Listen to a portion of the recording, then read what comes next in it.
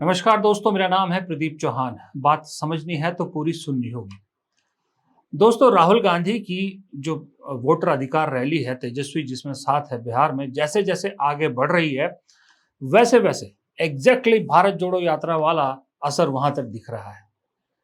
अब असर यात्रा शुरू होने से पहले ही सामने सत्ता और चुनाव आयोग में तो दिख ही गया था। वो तो आपको बताने की जरूरत नहीं कि कैसे पहले ही दिन राहुल गांधी की इस यात्रा को कमतर आंकने की गलती कर दी और इसे ओवरशैडो करने की एक बहुत बड़ी भूल कर दी, जिसके चक्कर में हमारे ज्ञानी बाबा मुख्य चुनाव आयुक्त ज्ञानेश कुमार जी ने अपनी फजीयत करवा ली। और मोदी जी को बेचारे कोई देखने वाला भी नहीं था जो भी इवेंट कर रहे थे। खैर, लेकिन जैसे जैसे आगे बढ़ रही है, सासाराम से शुरू हुई यात्रा जब गया तक पहुंची तो भीड़ जो इस यात्रा को देखने के लिए, इस यात्रा में शामिल होने वाले की बढ़ती जा रही थी। और जैसे जैसे यात्रा आगे बढ़ रही है वैसे वैसे भीड़ आगे और बढ़ती जा रही है। उसी भीड़ में से ये तस्वीर जो आप देख रहे हैं आपकी स्क्रीन पर कि जो नाच रहे हैं, ये नाचते हुए लोग कांग्रेस के कार्यकर्ता, ये एक अपने आप में कहानी बताते हैं कि पिछले 2 हफ्तों में राहुल गांधी ने कांग्रेस का क्या कायाकल्प किया है।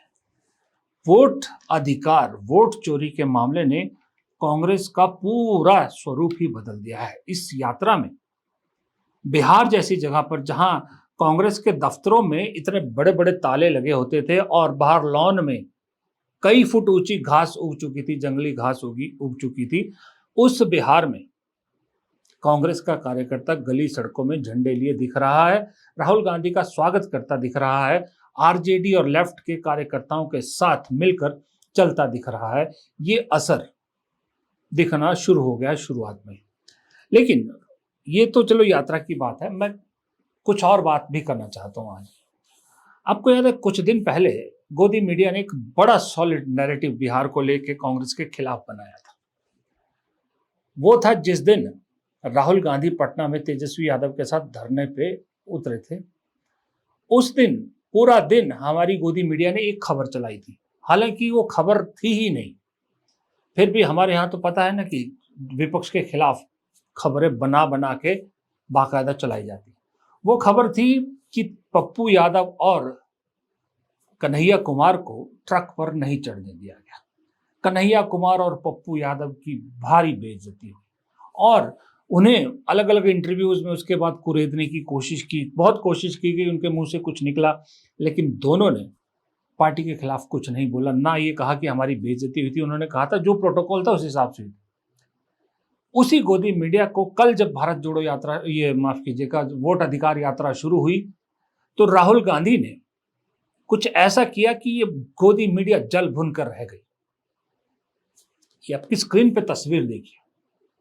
जो गोदी मीडिया कुछ दिन पहले पप्पू यादव और कन्हैया कुमार को ट्रक पे ना चढ़ने को लेकर बहुत बड़ी खबर बता रही थी, कांग्रेस के अंदर बेइज्जती बता रही थी, कल जब मंच पर राहुल गांधी ने अपने साथ इन दोनों को फ्रंट रो में बिठाया, जहां पर आरजेडी भी थी, लेफ्ट भी थी, मुकेश सहनी भी थे, सब थे, इन दोनों को अपने साथ आगे जगह दी, तब गोदी मीडिया चूं तक नहीं कर पाई, बल्कि जल भुन कर रह गई। वो तो इस उम्मीद में थे कि भाई फिर से इन दोनों के साथ व्यवहार अच्छा नहीं होगा, फिर हमें खबर मिल जाएगी, फिर हमें बनाने के लिए मसाला मिल जाएगा और फिर हम खूब परोसेंगे कि देखिए पप्पू यादव और कन्हैया की फिर बेइज्जती। लेकिन जब फ्रंट रो पे राहुल गांधी ने बैठाया तो गोदी मीडिया ने अपने कैमरे भी साइड कर लिए, चुपचाप, कहीं कोई खबर नहीं, कुछ नहीं, चुपचाप शांति से। राहुल गांधी दरअसल समझ चुके हैं कि गोदी मीडिया को ना इसी की भाषा में जवाब देना बहुत जरूरी है। इसलिए अब समझ में आ रहा है कि राहुल गांधी क्यों हर प्रेस कॉन्फ्रेंस में मीडिया को लेकर उन पर तीखा प्रहार करते थे और करते रहे। आजकल तो बेशक उन्होंने कुछ कम भी कर दिया है, लेकिन असल हकीकत ये वो भी जानते हैं कि इन्हें इसी तरह से आईना दिखाया जा सकता है, क्योंकि नहीं तो इनको जितना मसाला दोगे, उस पर जितना रिएक्ट करोगे, ये उतना ज्यादा गलत खबरें चलाते रहेंगे। कल जो विपक्ष की प्रेस कॉन्फ्रेंस हुई थी, वहां पर कल क्योंकि वीडियो लंबा ना हो जाता तो इसलिए शाम को छूट गया था। संजय सिंह जो आम आदमी पार्टी के हमेशा बहुत अच्छा बोलते हैं, कल उन्होंने एक गजब की बात की। वो बहुत अच्छा बोले चुनाव आयोग की प्रेस कॉन्फ्रेंस, और चुनाव आयोग ने जो उस प्रेस कॉन्फ्रेंस में कहा, थोड़ा सा लंबा बयान है, 2 मिनट के आसपास है, जरा सुनिए जरूर इसको। संजय सिंह। ज्ञानेश कुमार जी की बात को सुन के लगा कि उनका नाम दरअसल अज्ञानेश कुमार होना चाहिए। अज्ञानता की बातें की उन्होंने। या तो वो मूर्ख हैं या जानबूझ के मूर्ख बन रहे हैं, या वो हम लोगों को मूर्ख समझते हैं। ऐसी ऐसी बातें, ऐसी ऐसी तर्कहीन, तथ्यहीन बातें उन्होंने की, हम लोग सुन के हैरान हैं। उनसे जो सवाल पूछे गए उसका एक भी जवाब उन्होंने नहीं दिया। आपने एक महीने के अंदर 25 जून से 25 जुलाई तक SIR में 65 लाख वोट काट दिए बिहार के अंदर, एक भी वोट नहीं जोड़ा आपने। आपने 65 लाख वोट काट दिए। आप कह रहे हैं आप SIR कर रहे हैं, स्पेशल इंटेंसिव रिवीजन, और उस रिवीजन में आपको एक भी आदमी पूरे बिहार में वोट जोड़ने लायक नहीं मिला। ये कैसा SIR है आपका? आपने कहा 22 लाख लोग मर गए, उनके नाम काट दिए हमने। आप उस बिहार में एक महीने के अंदर सारा प्रमाण पत्र चाहते हैं जहां का बड़ा क्षेत्र बाढ़ में पीड़ित रहता है। आप उनसे कह रहे हैं अपना निवास प्रमाण पत्र लेके आओ, अपने माताजी का निवास प्रमाण पत्र लेके आओ, अपने पिताजी का निवास प्रमाण पत्र लेके आओ, पूरे घर का आप प्रमाण पत्र लेके आओ। कहां से लाएगा आदमी? और इसके अलावा ऐसी ऐसी गड़बड़ियां सामने आ रही हैं। आपका BLO खुद से फॉर्म साइन करके जमा कर रहा है, उसकी वीडियो सामने आई। क्या कार्रवाई की आपने? अमेरिका के राष्ट्रपति ट्रंप का वोट बिहार में बन गया, क्या कार्रवाई की आपने? कुत्ते का निवास प्रमाण पत्र बिहार में बन गया, क्या किया आपने? क्या किया आपने? आप बेवकूफ समझते हैं इस देश के लोगों को। खुलेआम आपने SIR के जरिए घपला घोटाला किया, मरे हुए लोगों को जिंदा कर दिया, जिंदा लोगों को मार दिया। लेकिन मेरी चिंता अब यात्रा की खलबली मैंने कहा जैसे दिल्ली में दिख गई। दिल्ली में इस वक्त बहुत परेशानी है। दिल्ली में चुनाव आयोग खास करके, अपने मुख्य चुनाव आयोग बहुत परेशानी में, क्योंकि कल शाम को जैसे मैंने वीडियो में बताया था कि महाभियोग लाने की विपक्ष एक तरह से तैयारी कर चुका है, और ये महाअभियोग को लेकर जो NDA के सहयोगी है सबसे ज्यादा दुविधा में वो होंगे। अगर विपक्ष महाअभियोग लाता है तो चाहे वो इधर जाएं, चाहे वो उधर जाएं, चाहे वो एब्सटेन करें, तीनों ही पोजीशन में उनकी स्थिति बहुत डावाडोल है। आलम यह है, सुना है कि जो नए बीजेपी ने कैंडिडेट दिए हैं वाइस प्रेसिडेंट के लिए, उपराष्ट्रपति के लिए, उनको समर्थन करने के लिए खुद राजनाथ सिंह की ड्यूटी लगाई, और राजनाथ सिंह ने न सिर्फ बीजेडी के नवीन पटनायक को फोन किया, बल्कि DMK के स्टालिन को भी चेन्नई तक फोन किया कि हमारे कैंडिडेट को सपोर्ट कीजिए। क्या भरोसा नहीं है अपने NDA सहयोगियों पर जो DMK को फोन करना पड़ रहा है? कांग्रेस को तो नहीं किया, समाजवादी पार्टी को तो नहीं किया, इन दोनों को फोन किया है। इसका मतलब कुछ दरार पड़ने की आशंका है, कुछ तो है जिसके लिए राजनाथ सिंह की ड्यूटी लगाई गई बाकायदा। और वरना राजनाथ सिंह ने किया, ना JP नड्डा ने किया, ना अमित शाह ने किया, राजनाथ सिंह की ड्यूटी लगाई। क्योंकि विपक्ष में अगर किसी की कोई रिस्पेक्ट है तो वो राजनाथ सिंह की, ये जानती है बीजेपी। दूसरी तरफ राहुल गांधी इस यात्रा के दौरान चुनाव आयोग को हर कदम पर चुनाव आयोग को आईना दिखा रहे हैं और दिखाते रहेंगे इस पूरी यात्रा के दौरान। बहुत बड़ी गलती कर दी चुनाव आयोग ने, जो यात्रा के पहले दिन ही प्रेस कॉन्फ्रेंस कर दी और अपनी सारी कमजोरियां खोल के रख दी। अब हर कदम पर राहुल गांधी आईना दिखाएंगे। कल बाकायदा ऐसे लोगों से मिलकर राहुल गांधी ने वीडियो बनाकर चुनाव आयोग को आईना दिखाया जिनके वोट कट चुके हैं, जबकि चुनाव आयोग ने वोट कटने के क्या क्या कारण दिए थे तो आपने सुने ही थे। जब ये लोग वोट चोरी करते हैं तो ये इस आत्मा पर आक्रमण करते हैं, ये इस संविधान पर आक्रमण करते हैं, ये भारत माता पर आक्रमण कर रहे हैं। और हम भारत माता पे ना नरेंद्र मोदी को ना इलेक्शन कमीशन को आक्रमण करने देंगे। इस संविधान को कोई नहीं मिटा सकता, इस संविधान को कोई नहीं छू सकता। और इलेक्शन कमिश्नर, आप अच्छी तरह समझ लो, अगर आपने अपना काम नहीं किया तो आप पर सख्त कार्रवाई होने जा रही है। महाराष्ट्र में इलेक्शन चोरी कर लिया है, यहाँ पे आपके वोट इसलिए काट रहे हैं कि यहाँ पे इलेक्शन चोरी करने की सोच रहे हैं लोग। ऐसा भी है सर, जो पिछले चुनाव में हम वार्ड का चुनाव लड़े थे, उसमें हमारे वार्ड में 600 प्लस वोट था। जो SIR नया हुआ इसमें 1000 प्लस हो गया वोट, यानी 5-6 हो गया। इसमें नए वोटर जो हम लोग के काटा भी गया और नए वोटर ऐड हो गया, और नया वोटर जो ऐड हुआ उन लोग के हमारे वार्ड में भी एक घर नहीं है। एक घर भी नहीं है ना, एक भी वही तो मैं कह रहा हूँ, एक भी घर नहीं है। लेकिन ऐसे हम आपने उनको कभी देखा नहीं, जिंदगी में नहीं देखा। थोड़ा इनको देखिए मामला क्या है। सर हमारा पहचान पत्र का सर हमारा फोटो दूसरा है और अंधेरा कर दिया सर। अब कई साल से सर वोट मारते आ रहे हैं। ये आपकी फोटो नहीं है? नहीं है सर, ये किसी और की फोटो है? जी दूसरा कोई का है। अब मारते हैं इसीलिए सर। किसी और का फोटो जो है अब नाम कर दिया गया सर नया वाला में। किसी और का फोटो लगा दिया जी।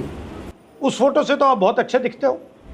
अब देखिए, तेजस्वी यादव का एक बयान है, अभी उन्होंने परसों दिया था कि मोदी जी बिहारियों को चूना लगाने की कोशिश कर रहे हैं, जबकि वो भूल गए कि बिहारी लोग अपने तंबाकू के साथ चूना लगा के रगड़ जाते हैं, चबा जाते हैं। ये बात मेरे दिमाग में रह गई थी कि अब इसी एटीट्यूड से तेजस्वी और राहुल दोनों बिहार में चुनाव आयोग की पोल खोलने में लगे हुए हैं। चुनाव आयोग का बाकायदा एक, आप कह सकते हो, आप पोस्टमार्टम होगा। अब सवाल कुछ लोग ये भी पूछ रहे थे कि भाई चुनाव आयोग जो है वो इतना ओपनली क्यों आ गया है, या चुनाव आयोग के लोगों को इतना प्रोटेक्ट करने के लिए बाकायदा सरकार को कानून क्यों बनाना पड़ा, क्या है सारी कहानी। दरअसल देखिए, चुनाव आयोग की नियुक्तियां से लेकर उनको बचाने तक अगर आप पैटर्न देखो तो बीजेपी की असलियत भी यहां सामने आती है। अब आप एक चीज सोचिए, बीजेपी की पहले पहचान क्या थी? बीजेपी की पहचान पहले ये थी कि ये पार्टी बनियों की पार्टी है, ये कहा जाता था ना, यानी बिजनेस कम्युनिटी जितनी है वो बीजेपी के साथ रहती थी। अब आप पिछले 3 जो मुख्य चुनाव आयुक्त है उनको देखिए, सुशील चंद्र अग्रवाल, उसके बाद राजीव कुमार अग्रवाल, फिर ज्ञानेश गुप्ता। सुशील चंद्र अग्रवाल, राजीव कुमार अग्रवाल, ज्ञानेश गुप्ता।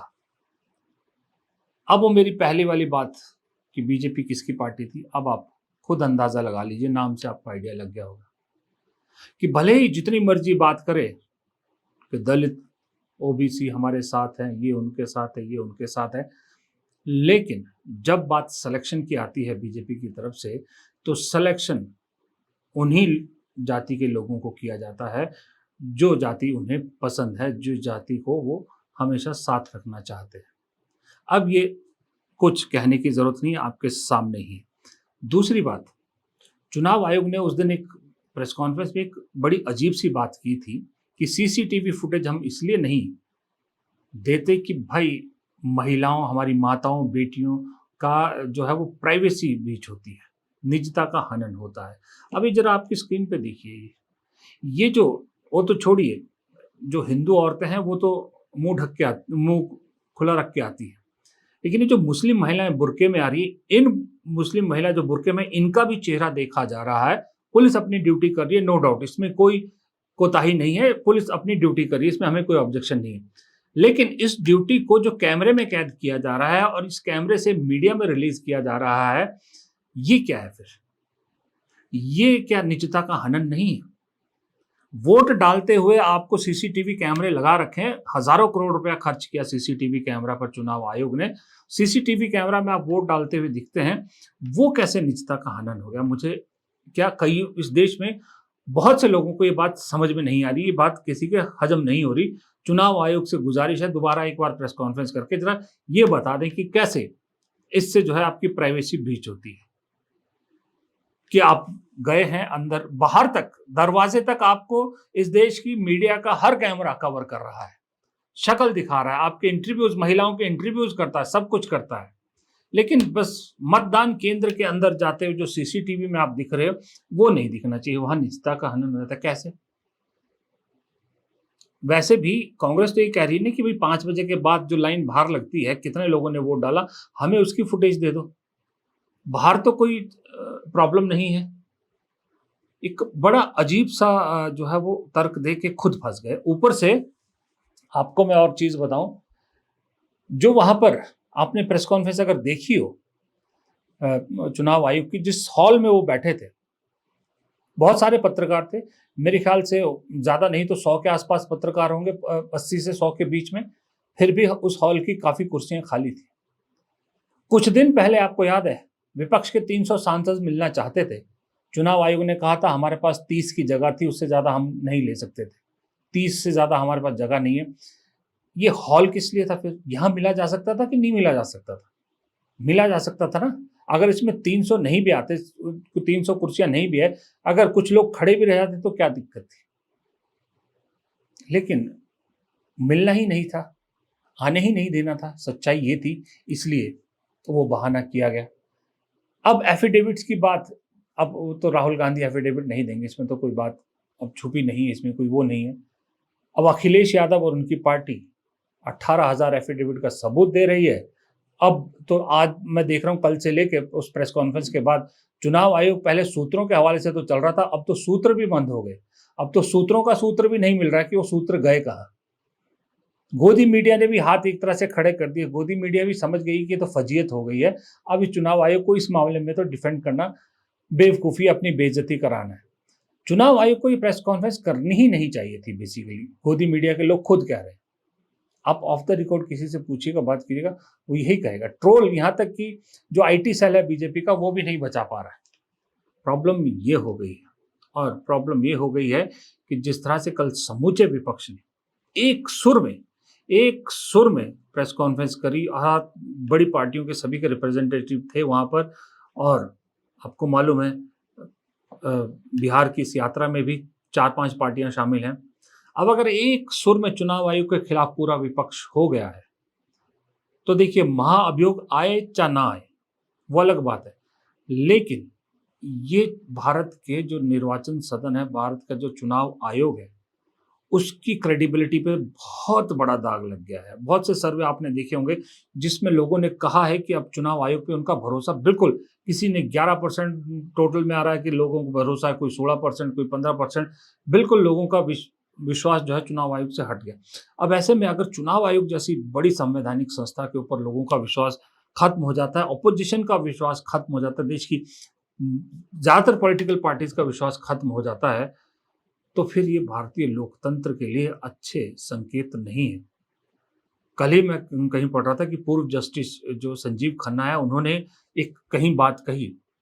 उन्होंने कहा कि अगर निर्वाचन आयोग को चुनाव टालने का अधिकार मिल जाता है, तो एक तरह से ये पूरे देश में राष्ट्रपति शासन लगाने के जैसे होगा, अप्रत्यक्ष राष्ट्रपति शासन होगा। ये वो 1 नेशन 1 इलेक्शन के सिलसिले में बोल रहे थे कि अगर नेचुरल सी बात है, अगर 1 नेशन 1 इलेक्शन लागू होता है तो बहुत से प्रदेशों के चुनाव टालने पड़ेंगे, किसी के प्री पोल करने पड़ेंगे। तो इसी को लेकर कह रहे थे कि एक तरह का राष्ट्रपति शासन पूरे देश में उसकी स्थिति हो जाएगी। और राष्ट्रपति शासन में तो आपको मालूम है फिर क्या होता है, इमरजेंसी जैसी हालात होती है, और उसमें फिर लोकतंत्र के लिए सबसे बड़ा खतरा रहता है। फिलहाल इस वीडियो में इतना ही। वीडियो पसंद आए तो लाइक कीजिएगा, दोस्तों के साथ शेयर कीजिएगा, और कमेंट बॉक्स में अपनी राय देना मत भूलिएगा। नमस्कार।